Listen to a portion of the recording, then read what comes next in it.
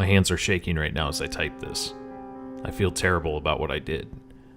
I can't shake the telltale heart vibes coursing through my heart and my veins. Sorry, I realize I'm stalling. Maybe you guys can help me sort out my thoughts. It all happened a few days ago. My parents were on vacation in Italy with their church group, so I was left to stay at our house alone.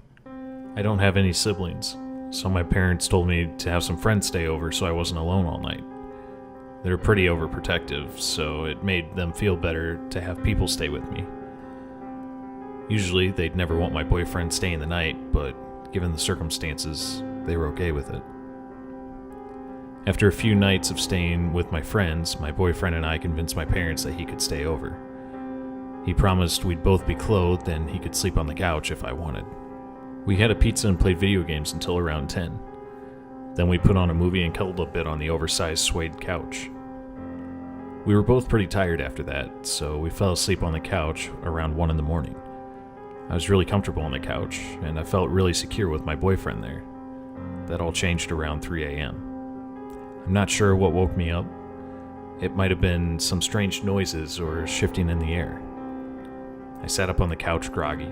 My boyfriend was still knocked out on the couch, his arm dangling lazily to one side. Dazed, I scanned the room, and that's when I saw it. There was a fucking man standing in the archway between our living room and the hallway to the basement. He was just standing there, staring at my boyfriend and I. His hair was wild, sticking out in different directions, but it was too dark to make out any other features. My body froze, but not before I had let out a scream. My boyfriend jolted up, suddenly wide awake. What the hell? I felt my breath tremble as he let out a small gasp, seeing the man too. He grabbed the TV remote as a weapon instinctively and clenched his jaw in anticipation. The man rushed at us, and I screamed again, recoiling as hard as I could. Back the fuck off, my boyfriend screamed, trying to push out the fear in his voice. The man stopped in his tracks and threw his hands up in the air. Shh, he said. Trying to silence us, we stared at him in fear. I'm not here to do anything to you. Just listen to me. My boyfriend and I stood there, frozen, calculating our next move. I don't know if my parents had a secret stash of guns anywhere, and my softball bats, crowbar, and other heavy tools were in the garage. If my boyfriend and I lunged at him, he could kill us. Who knows what he had on him? The man stepped closer into a patch of light illuminated by the digital clock on top of my TV. I recognized him instantly. He was the local druggie who lived across the street. He was high on something, and the police were constantly on his trail. My dad has put in numerous complaints to the homeowners association about the state of his sloppy and ill-maintained house, as well as to the police because of the shit he always tried to pull late at night that kept us up while he was either drunk or high and out of his mind. I couldn't remember his name, Kyle or Carl or something, but everyone in the neighborhood knew to stay away from him. Let me explain, he frantically whispered. His eyes were darting from side to side, and there was a look of panic on his face. The pupils of his eyes were extremely dilated. His eyes were bright red, and there were bruises up and down his limbs. I've never really done any drugs, so I had no idea what he was on, but it was clear he was either tripping on something or utterly insane. My boyfriend eyed him down once again and said, "You need to get the fuck out." The guy got a pleading look in his eye and said something like, "No, you don't understand. This house is the only safe place. They're coming for me." He was wobbling and stumbling around. I saw that he was in no condition to hurt us, and my boyfriend and I could easily beat the living daylights out of him. "Who's coming for you?" I asked, extremely creeped out by his last statement. I knew you could hallucinate weird shit, but this guy was taking it to an extreme. "Does it matter?" My boyfriend cut me off. He focused on the man. "You really need to get out of here, buddy." The man started rambling. It was coming out of his mouth so fast, but I'll do my best to recall what he said. "No, you don't get it. Please, just let me stay. This house is the only protect place. It's safe." His bullshit ravings caught me off guard, but he continued. "They've been chasing me. The shadows. Those demons in my ears. I'm not safe anywhere else." "All right." My boyfriend's fear turned into anger as he rushed the man. "It's time for you to leave." "Get your hands off me," the man screeched in an unbearably high tone. "This isn't your house anyway, lover boy." My stomach dropped even further. He knew I lived here. I hated to admit that I was deeply afraid. "You need to get the hell out of here." My boyfriend and I had to physically push him out of the door onto the porch. I tried my best to keep my hands from shaking. The man ran for his life as soon as he was outside. My boyfriend called the police and explained what had happened, but I was too shaken up to speak.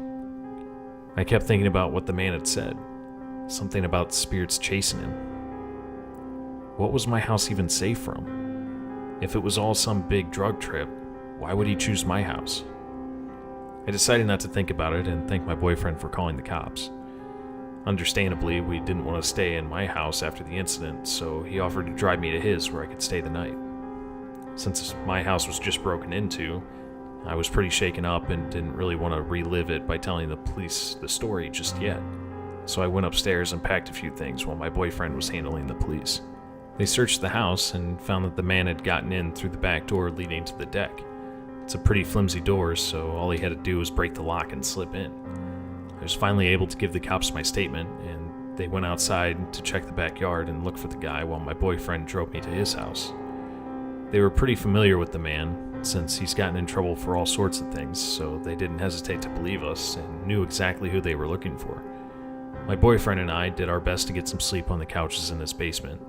In the morning, I called my parents to explain what happened, and they freaked out as usual. I tried to convince them to stay on vacation and that I was a big girl after all, but they insisted on booking the next flight home and would be back the following day. It was Saturday, so I spent the day going to various friends' houses so I wouldn't have to go back home. That night, when I was over at my boyfriend's house, I got a call on my cell phone from a police officer working on the case. They said they found Carl's body in a wooded bike trail around my neighborhood. I felt the wind being knocked out of me, but I pressed for more details. The officer told me he wasn't allowed to give out any more information and hung up. I was stunned.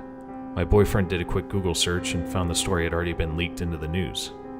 The articles didn't show any pictures or mention my family's house, but the words they used painted a clear picture enough to have me curled up on the couch speechless.